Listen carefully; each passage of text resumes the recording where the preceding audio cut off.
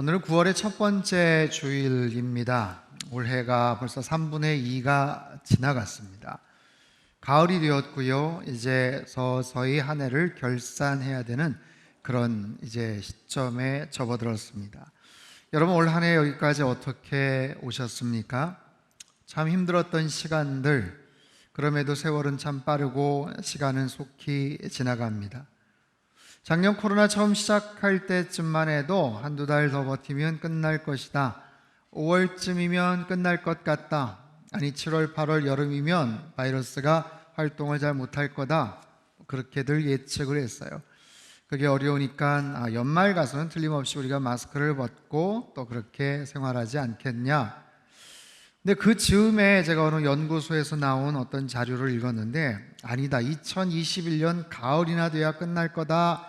그 기사를 보고 제가 막 격분을 하고 이런 악담을 하나 그런 생각을 한 적이 있었어요. 2021년 가을이 되었는데도 여전히 우리는 코로나 팬데믹 영향권 하에 있습니다. 백신들도 이제 많이들 맞고 있죠. 그리고 거리두기 조정안도 조금 더 합리적인 측면에서 또 조절이 되기는 하지만 여전히 그럼에도 불구하고 참 불편하고 또 힘든 시간들을 사는 것은 사실입니다. 하지만 여러분, 분명한 것은 언젠가 마스크를 벗고 생활을 할 때가 분명히 올 줄 믿습니다. 예전과 똑같지는 혹시 못하더라도 분명히 하나님께서 우리의 모든 일상을 회복을 시켜주시고 또 그렇게 믿음으로 우리를 지켜주실 줄로 믿습니다. 그런 소망을 가지시고 이번 하반기를 여러분 열심히 잘 달려가시기를 주님의 이름으로 축원합니다.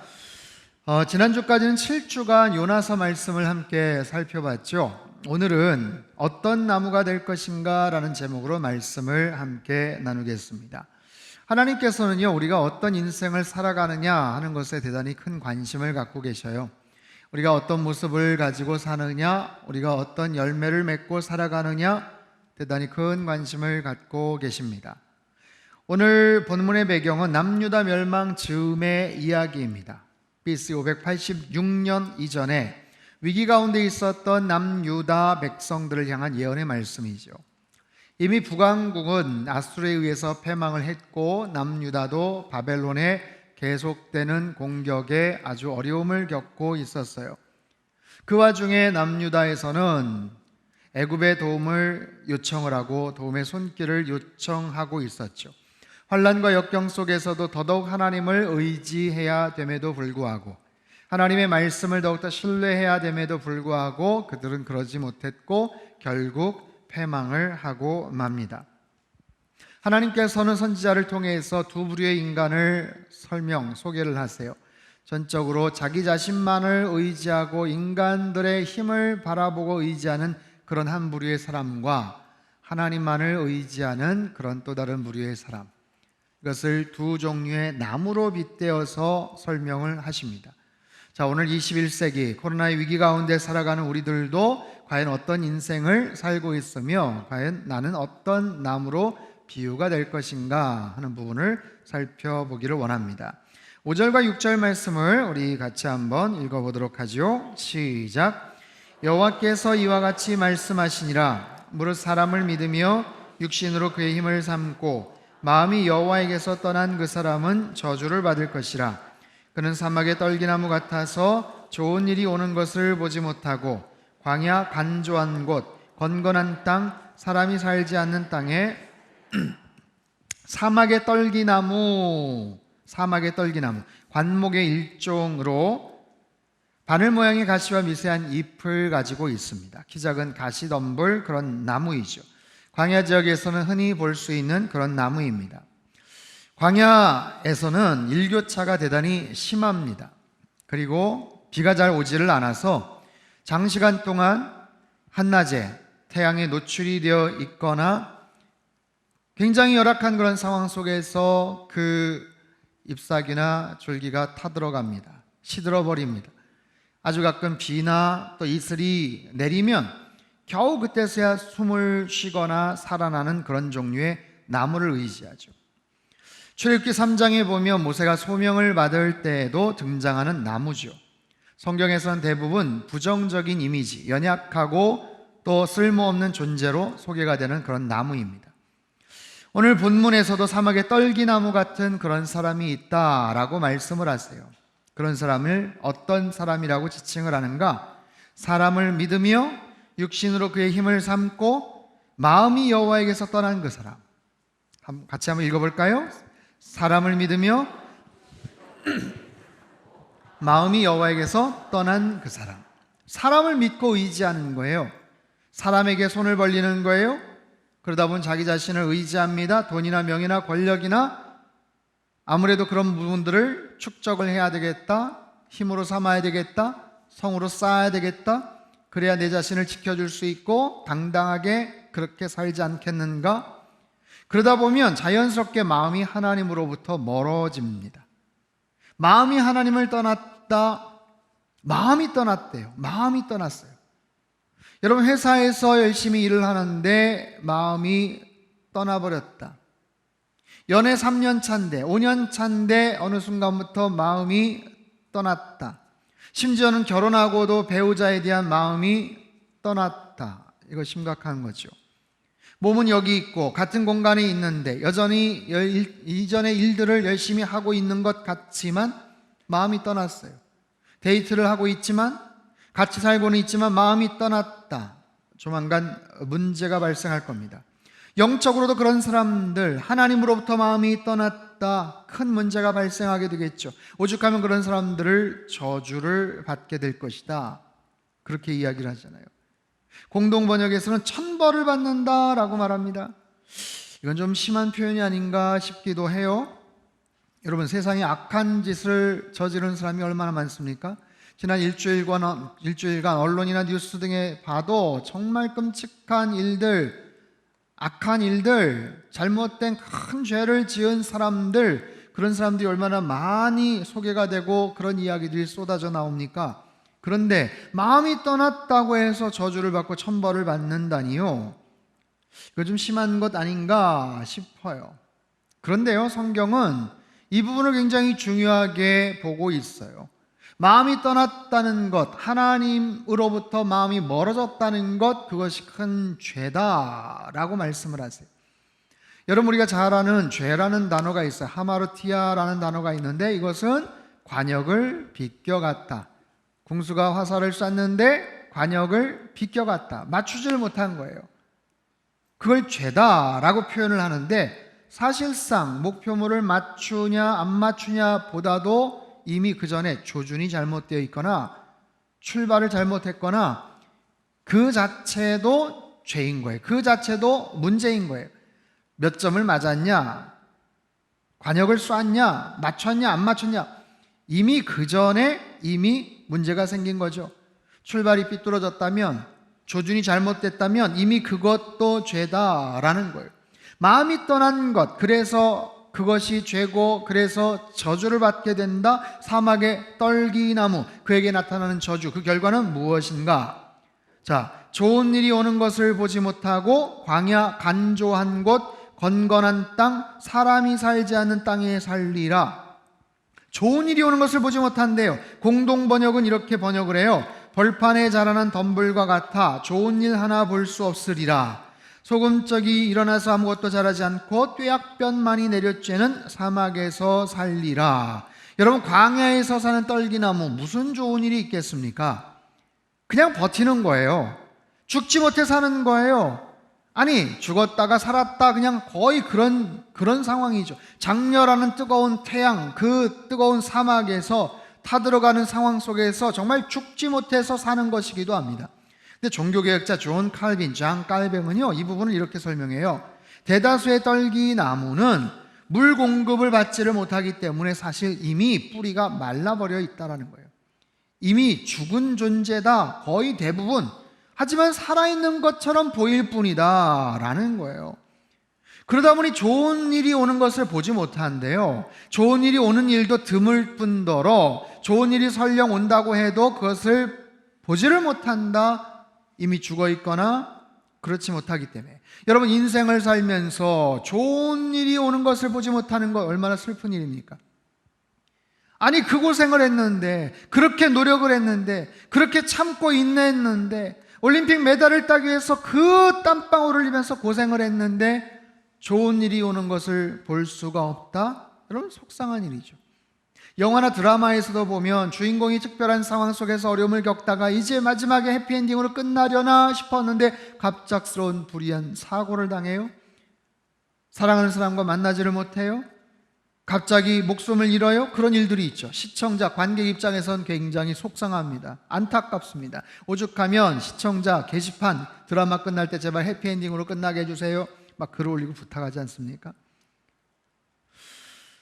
여러분, 우리는 살아가는 환경에 대단히 민감하죠. 아이들 학구는 좋은가? 역세권인가? 쇼핑하기가 좋은가? 고속도로가 가까운가? 뜨거운 여름, 추운 겨울 환경은 어떤가? 아파트에 살지만 조망권은 어떤가? 주변에 공원은 있는가? 유흥가와 적당히 떨어져 있는가? 멀리찌감치 떨어져 있는가? 우리는 가장 예민하게 보는 거, 우리의 삶의 그런 환경이죠. 그런데 사막의 떨기나무는 가장 척박한 곳, 어려운 곳, 불모지에서 살아가게 될 것이다. 누가요? 사람을 의지하는 사람, 사람의 힘을 의지하는 사람, 마음이 하나님으로부터 멀어진 사람이 그렇게 될 것이다. 마음이 떠났기 때문에 하나님을 바라보지 않아요. 믿지 않아요. 하나님을 의지하지 않아요. 하나님을 예배하지 않아요. 하나님을 경배하지 않아요. 그런 개인, 그런 사회, 그런 국가, 그런 나라들은 힘들고 척박한 곳에서 살게 될 것이다 라고 말씀하세요. 여러분, 최근에 지구 환경에 대한 많은 관심들이 있죠. 특별히 올 한 해 정말 세계 도처에서 정말 큰 재난적인 그런 문제와 또 환경적인 이슈들이 많지 않았습니까? 근데 최근에 미국에서 엄청난 자연재해들이 끊이질 않아요. 동부에서 최악의 허리케인이 와서 뉴욕 지하철이 잠겨버렸어요. 보트를 타고 경찰들이 막 구조를 하고 그래요.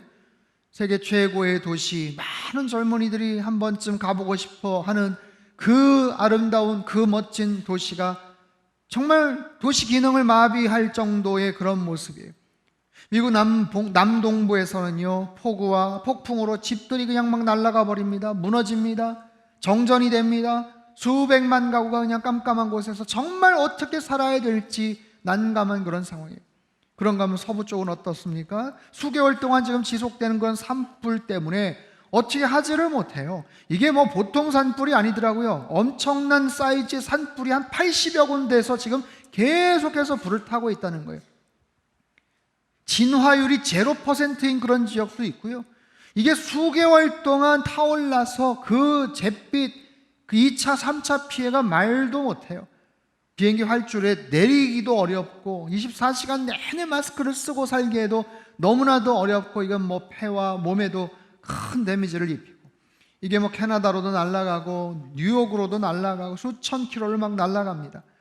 여러분, 미국 서부의 울창한 그런 산림들, 정말 아름드리 어마어마하게 멋진 그런 나무들이 그렇게 많은데 그냥 잿더미가 되는 거예요. 수백만 불짜리 호화 주택, 고급 주택들이 그냥 순식간에 타버리는 거예요. 야, 어쩌다가 저렇게 됐나 싶은 거예요. 여러분 아시는 것처럼 미국은 청교도에 의해서 세워졌던 나라죠. 하나님을 의지하고 하나님 마음껏 예배하고 싶어 했던 그런 사람들, 그렇게 자유를 찾기 위해 찾아왔던 그런 사람들, 그런 나라, 전 세계에서 가장 비옥하고 좋은 그런 환경과 토양을 가진 그런 나라 아니겠어요? 여러분, 더 큰 나라가 있습니다. 캐나다나 러시아 같은 나라 훨씬 더 면적은 크죠. 하지만 북쪽의 동토 지역, 개가 나기도 어렵고 사람이 살기 어려운 그런 환경들이 얼마나 많은 넓은 면적을 차지하는지 몰라요. 그러나 미국은 그렇지 않죠. 여러분, 중국이 굉장히 땅덩어리가 넓죠. 하지만 인근 지역에 다양한 국가들, 다양한 인종들, 굉장히 복잡다단한 그런 이해관계와 신경 쓸 일들이 너무너무 많은 거예요. 그러나 여러분, 지도를 보시면 미국은 그렇지 않습니다. 동쪽으로 가면, 서쪽으로 가면 그냥 바다예요, 바다. 북쪽은 그냥 캐나다, 남쪽은 그냥 멕시코. 그냥 뭐 걱정을 할 일이 없는 거예요.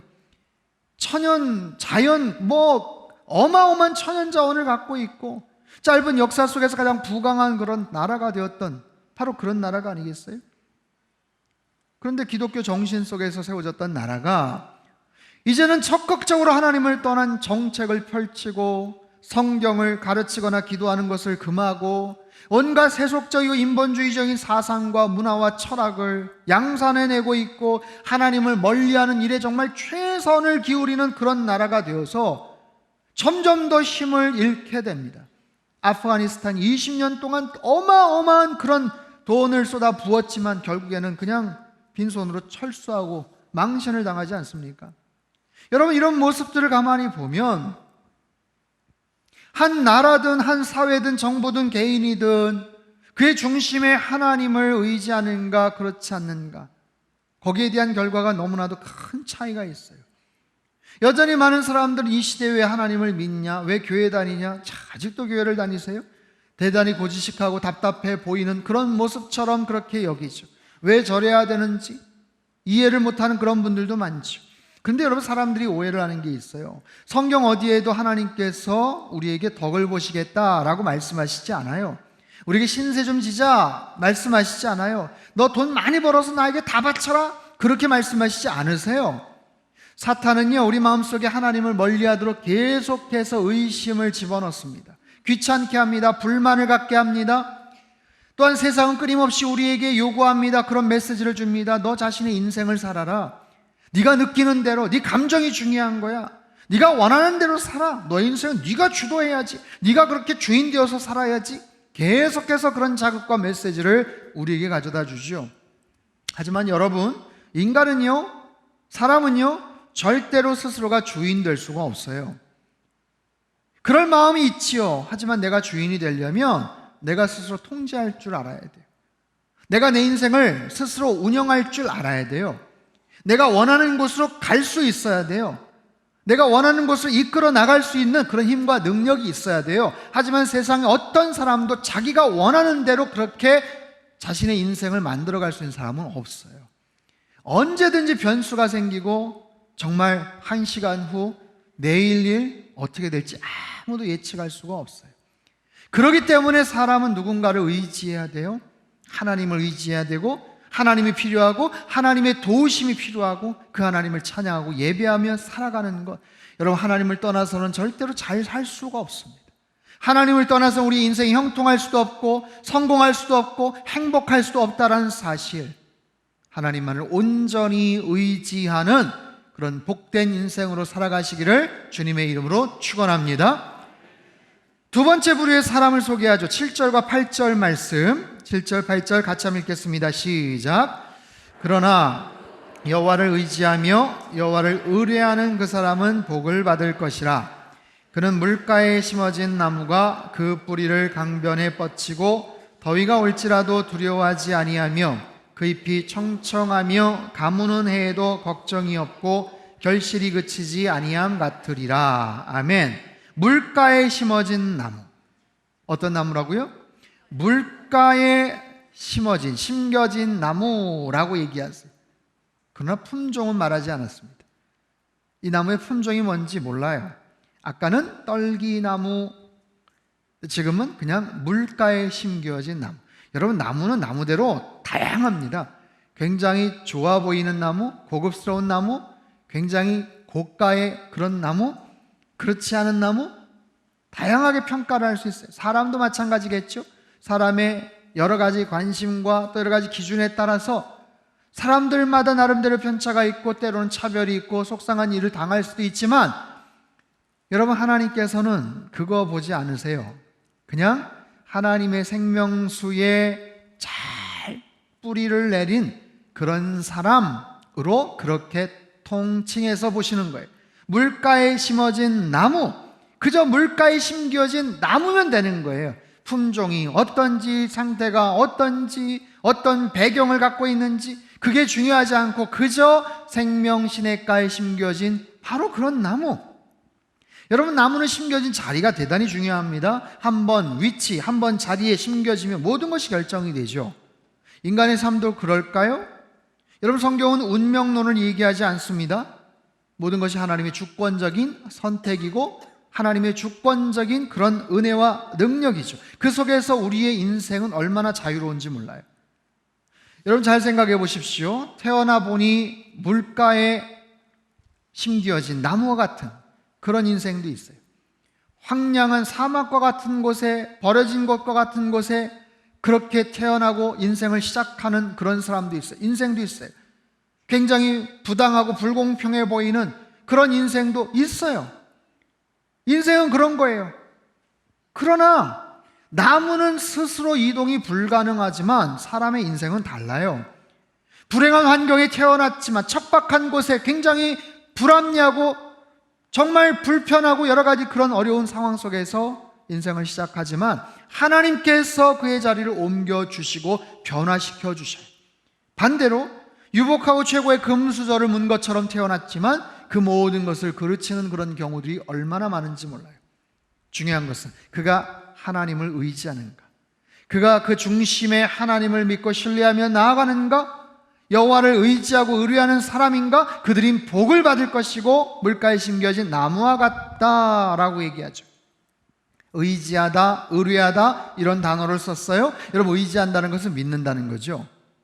의지한다는 것은 신뢰한다는 겁니다.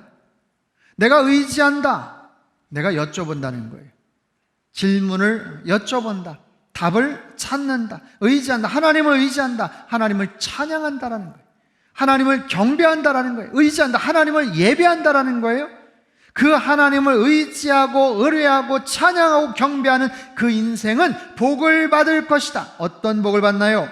자, 그 뿌리를 같이 한번 읽죠. 시작. 그 뿌리를 강변에 뻗치고 더위가 올지라도 두려워하지 아니하며 그 잎이 청청하며 가무는 애도 걱정이 없고 결실이 그치지 아니함 같으리라. 아멘. 마치 시편 1편에 나오는 말씀과 흡사하죠. 세 가지. 두려워하지 않는다, 염려 근심 걱정이 없다는 거예요. 어떤 재난이나 가뭄이나 어떤 어려운 상황에도 염려 근심 걱정이 없다, 그런 인생으로 살아가게 된다. 두 번째, 잎이 청청하다. 잎이 청청하다, 이건 외양, 그의 어떤 모습, 그 존재가 참 멋지다, 아름답다, 품위가 있다라는 거예요. 여러분, 멋진 크리스찬으로 살아가시기를 주님의 이름으로 축복합니다. 더 비싼, 값비싼 옷을 사고 또 멋지게 치장을 하고 그러라는 게 아니고, 연세가 들어갈수록 나이가 들고 또 어떤 외모나 아니면 여러 가지 그런 것과 상관없이 나의 모습 속에서 아름다운 예수 그리스도의 향취를 드러낼 수가 있어요. 나의 말을 통해서, 나의 태도를 통해서, 나의 인격을 통해서 만나는 사람들에게 참 저분은 참 멋지시다, 참 근사하시다, 참 저렇게 멋진 모습으로 살아가야 되겠다, 그런 감동과 도전을 받는 그런 분들이 계셔요. 멋진 그런 모습으로 살아가는 거 얼마나 근사합니까? 세 번째, 결실이 그치지 않는다. 열매가 있다는 거예요. 계속해서 열매를 낸다. 여러분, 우리는 이 땅을 살아오면서 뭔가 열매를 만들죠. 뭔가 결과를 도출하면서 살죠. 지금까지도 그래왔고 현재도 그렇고 앞으로도 아마 그럴 거예요. 근데 시간이 지나면서 나는 이제 다 열매 다 끝났다, 나는 다 맺을 거 다 맺었다, 그게 아니에요. 시간이 지나면서 계속해서 열매를 맺을 수 있다. 어떤 열매? 좋은 열매, 남들에게 유익한 그런 열매, 사람들에게 정말 본이 되는 그런 열매, 살아가면서 그런 아름다운 열매를 맺는 그런 인생으로 산다는 것 얼마나 근사한 일입니까? 사랑하는 성도 여러분, 시냇가에 심겨진 나무와 같은 그런 인생으로 살아가시기를 축복합니다. 언제나 풍성한 열매를 맺고 잎이 청청하고 빛나고 아름다운 그런 삶을 살아간다는 것 얼마나 멋진 일이에요. 여러분, 이처럼 성경은요, 떨기나무와 물가에 심겨진 나무로 우리 인생을 구분을 합니다. 그런데요, 성경에는 나무에 대한 이야기가 대단히 많습니다. 그거 아세요? 나무에 대한 이야기가 잘 생각해보면 되게 많아요. 창세기부터 계시록까지 성경 곳곳에 나무에 대한 이야기, 나무에 대한 영적 교훈들이 많습니다. 여러분, 성경의 창세기 앞부분에 보면 어떤 나무가 나오죠? 무슨 나무가 나오죠? 선악과가 나와요. 선악과. 요한계시록 맨 마지막에 어떤 나무가 나오는지 아세요? 생명나무라는 나무가 나옵니다. 선악과와 생명나무. 여러분, 선악과는 무엇입니까? 선악과는 인간이 피조물이구나 라는 것을 가르쳐주는 하나의 사인이에요. 나는 창조된 존재구나, 나를 창조하신 분이 계시구나, 나는 그분을 따라야 되는구나. 나는 그분을 의지하고 그분을 예배해야 되는구나. 그분과 친하게 지내야 되는구나 하는 것을 가르쳐준 하나의 사인이에요. 하나님께서 절대로 그거 먹지 마라, 범하지 마라. 근데 아담과 하와가 절대로 먹지 말라는 선악과 열매를 따먹었어요. 하나님으로부터 멀어집니다. 하나님으로부터 멀어져요. 아니, 어쩌면 그들의 마음속에 하나님으로부터 멀어지기를 바라는 그런 마음들이 있었을지 몰라요. 사단이 뱀의 모습으로 유혹을 합니다. 네가 그것을 먹으면 눈이 밝아질 거야. 그리고 하나님과 같이 될 거야. 이 말에 홀랑 넘어가 버렸어요. 마음이 하나님으로부터 멀어졌고 하나님이 아닌 자신의 능력을 믿고 의지하며 자신 주체적으로 자기가 원하는 대로 살고 싶어 했던 거예요. 동산의 모든 것들이 다 허용이 됐는데 그럼에도 불만을 갖고 자기가 모든 것을 원하는 대로 살고 싶어 했던 아담과 하와. 죄를 지었고요. 결국엔 에덴 동산에 쫓겨납니다. 결정적으로 하나님과의 관계가 깨어졌어요. 모든 인간이 죄를 범하였어요. 하나님의 영광에 이르지를 못하는 그런 상황이 됐어요. 여러분, 창세기 태초에도 나무가 등장하지만 마지막 종말 새하늘과 새 땅에도 나무가 등장을 합니다. 요한계시록 22장 1절 2절 말씀을 우리 같이 한번 읽죠. 시작. 수정같이 맑은 생명수의 강을 내게 보이니 하나님과 및 어린 양의 보좌로부터 나와서 길 가운데로 흐르더라. 강 좌우에 생명나무가 있어 12가지 열매를 맺되 달마다 그 열매를 맺고 그 나무 잎사귀들은 만국을 치유하기 위하여 있더라. 아멘. 생명수의 강 좌우에 생명나무가 있어요. 생명나무가 있어요. 달마다 열매를 맺는데요. 그리고 그 잎사귀로 만국을 치료한대요. 천국에는 다시는 죽음이 없어요. 애통이 없어요. 슬픔이 없어요. 곡하는 거 없어요. 눈물이 없고 아픔이 없는 것. 생명나무에 열매가 있고 잎사귀들이 치료하는 영원한 생명을 누리는 바로 그곳, 거기에 생명나무가 있어요. 한 군데 더 보죠. 22장 19절 말씀 같이 읽습니다. 시작. 만일 누구든지 이 두루마리의 예언의 말씀에서 제하여 버리면 하나님이 이 두루마리에 기록된 생명나무와 및 거룩한 성에 참여함을 버리시리라. 생명나무와 거룩한 성, 그것은 천국을 상징합니다. 새하늘과 새 땅을 의미하는 거예요. 여러분 보세요. 창세기에서 선악과를 따먹고 하나님과의 관계가 멀어졌어요. 죄를 짓고 말았어요. 하나님께 가까이 갈 수 없었던 불순종했던 인간들이에요. 그런데 요한계시록에는 생명나무의 실과가 있어요. 천국에 입성해서 영생 복락을 누리게 됩니다. 이게 어떻게 가능할까요? 선악과를 먹고 하나님과 멀어지고 죄를 짓고 도저히 구원받을 수 없는 그런 인생들이 죽을 수밖에 없는, 멸망을 향해서 치달을 수밖에 없는 그런 실존적인 그런 삶을 살아갈 수밖에 없는 인간들이 어떻게 생명나무의 실과를 먹는 저 천국 영원한 하늘나라로 갈 수가 있을까요? 그게 어떻게 가능할까요? 또 하나의 나무가 필요합니다. 우리는 또 하나의 나무를 바라봐야 돼요. 그것이 뭡니까? 예수님이 매달리신 십자가죠. 예수님께서 달리신 그 십자가, 예수님의 손과 발이 무참하게 찍혀있고 박혀있는 그 나무, 그 십자가에서 흘리셨던 눈물, 피, 희생, 고통, 사랑, 예수님을 바라보는 것, 예수님을 묵상하는 것, 십자가를 바라보는 것, 십자가의 사랑과 희생과 그 보혈, 그 숭고하고 아름다운 십자가의 죽음을 바라보고 그곳에 나를 투영하고 매달리고 나도 그곳에 함께 머무는 것, 그게 비결이에요. 내가 예수님의 십자가를 짊어지는 것, 주님의 십자가와 함께 죽는 것, 못 박히는 것, 함께 그 십자가를 통과하는 것, 십자가의 주님을 온전히 믿고 따르는 것. 그럴 때 우리는 죽을 수밖에 없는 인생에서 영원한 천국으로 갈 수 있는 놀라운 은혜와 자격을 얻게 된다라는 거예요. 생명나무의 삶을 누리는 거예요. 영생복락을 누리는 거예요. 여러분, 십자가만이 우리의 모든 죄의 문제를 해결해 주시는 줄 믿습니다. 여러분, 십자가를 통해서만이 하나님께 가까이 나아갈 수 있음을 믿습니다. 우리가 생명을 얻는 것, 바로 예수 그리스도의 십자가로만이 가능하다라는 사실을 우리는 믿어야 돼요. 보세요. 누구를 의지하며 사는가? 하나님만을 전적으로 의지하는 인생이 있고 사람을 의지하고 자신의 힘을 믿고 신뢰하는 그런 인생이 있어요. 척박한 사막의 떨기나무 같은 인생이 있는가 하면 생명 그 물가에 심겨진 나무와 같은 그런 인생이 있어요. 여러분, 오늘날 21세기를 살아가는 우리 현대인들 얼마나 바쁘게 열심히 살아갑니까? 정말 바쁘게 열심히, 정말 분주하게. 이제는 뭐 온라인 시대다, 비대면 사회다. 그래서 또 그런 부분을 또 준비하면서 열심히 살아가요. 우리 청소년들, 우리 대학생들, 청년들 보면 마음이 안타까워요. 애틋해. 열심히 뭔가를 살아가는데 과거처럼 별로 그렇게 소망도 많이 보이질 않아요. 기회도 그렇게 주어지지를 않아요. 땀을 흘리고 이 치열한 경쟁 사회 속에서 뒤처지지 않기 위해서 최선을 다해 살아가는데 가장 중요한 것은 뭐냐면 떨기나무 같은 그런 인생이 되면 안 된다는 거죠. 그렇게 열심히는 살아가는데 마음이 하나님으로부터 멀어지게 되면 사막의 떨기나무 같은 인생으로 전락을 하는 거예요. 뭐라고 그랬어요? 좋은 것이 와도 보지를 못한대요. 좋은 것을 보지를 못하고 경험하지 못한대요. 아무리 열심히 공부를 하고 아무리 좋은 직장에 취직해서 어마어마한 돈을 벌어들인다고 해도 어떻게 하겠어요?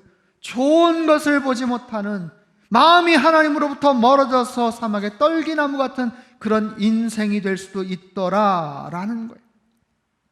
그래서 우리는 내가 열심히 바쁘게 살아가는 것도 중요하지만 내 현재 위치가 어디에 있는지를 정말 잘 간파해야 돼요. 여러분, 두 나무의 가장 결정적인 것은 물입니다. 물가에 있느냐 물가에 없느냐예요. 영원한 생수의 근원 되신 하나님 앞에, 말씀 앞에 뿌리를 내리고 있느냐 아니면 그렇지 않느냐. 살아있는 것 같지만 이미 뿌리부터 죽어버린 그런 존재처럼 그렇게 껍데기만 가지고 살아가느냐, 아니면 정말 생명으로 가득 찬 나무, 잎사귀에 생기가 가득가득 넘치고 어떠한 상황에서도 가뭄에도 걱정이 없고 생명을 계속해서 잉태하고 때를 따라 열매를 맺고 그렇게 푸르디푸른 잎을 갖고 있는, 외양을 갖고 있는 그런 존재들 바라기는, 우리 상담교회 모든 성도님들, 이 자리에 와서 예배를 드리시거나 영상으로 참여하시는 모든 우리 성도님들, 물가에 심겨진 나무와 같은 그런 인생으로 살아가시기를 주님의 이름으로 축복합니다. 가을이 됐잖아요. 이제 9월이에요. 하반기는 금방 갑니다. 그래서 아주 중요한 전교인 영성 프로그램을 준비하고자 해요.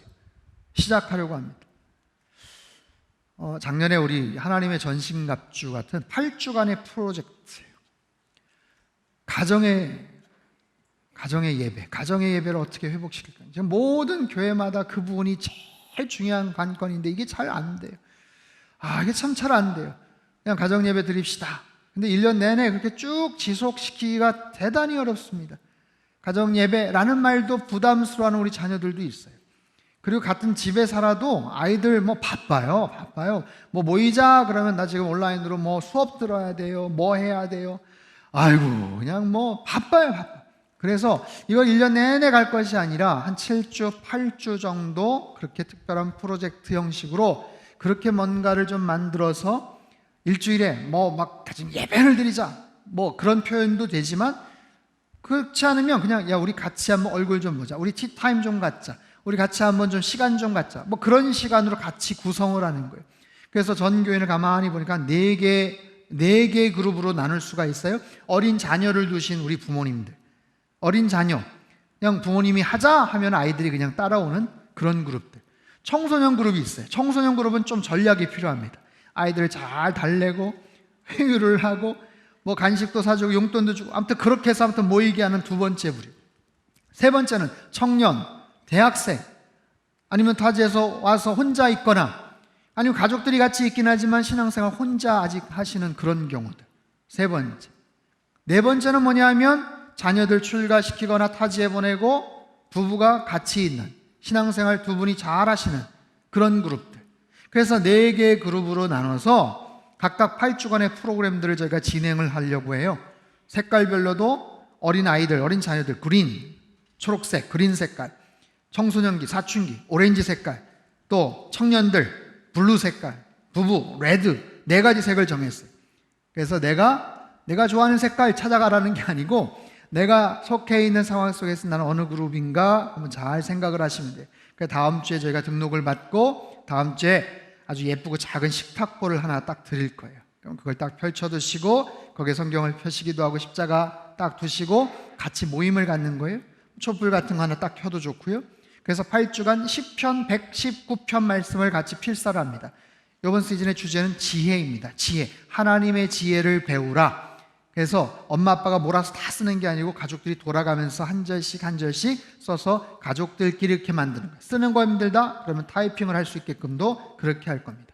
그래서 8주 동안 프로그램 진행하고 이벤트도 진행하고 잘하신 분들은 선물도 주고 상품도 주고 그렇게 할 거예요. 이름하여 Blessing Family Project. 그래서 우리 성도님들이 가정이 자녀들이 함께 어울려서 같이 그런 모임, 그래서 결국에는 시냇가에 심겨진 나무와 같은 그런 가정. 애들이 열심히 공부도 열심히 하고 바쁘게 분주하게 아빠도 열심히 살긴 하지만 사막의 떨기나무 같은 그런 모습으로 살면 안 되잖아요. 그래서 정말 시냇가에 심겨진 나무와 같은 그런 인생, 하나님을 온전히 믿고 의지하는 그런 가정, 그런 우리 자녀들이 다 되실 수 있게 되기를 주님의 이름으로 축복합니다. 그렇게 해서 하나님께 기쁨이 되고 우리 가정의 아름다운 믿음이 유산으로 흘러가고 같이 예배하고 같이 찬양하고 같이 믿음으로 나아가는 코로나 시대 힘들지만 그렇게 해서 우리 가정 안에서 아름다운 영적인 은혜가 넘치고 부흥이 일어나는 그런 우리의 가정이 되고 우리 인생이 되실 수 있게 되기를 주님의 이름으로 축복합니다. 하나님 아버지, 한 번뿐인 인생입니다. 어떤 나무로 살 것인가, 열심히 바쁘게 분주하게 살아가지만 결국에는 사막의 떨기나무 같은 인생 되지 않게 하여 주시옵소서. 마음이 하나님으로부터 떠나지 않게 하시고 좋은 것이 있어도 보지 못하는 그런 딱한 인생 되지 않게 주님 도와 주시옵소서. 시냇가에 심겨진 나무와 같은 모습으로 언제나 말씀 앞에 뿌리를 내리고 하나님 중심으로 또 가정 중심으로 하나님 은혜 중심으로 살아가는 거룩한 주의 백성들 다 될 수 있도록 주께서 도와주시옵소서. 존귀하신 예수님의 이름으로 기도합나이다. 아멘.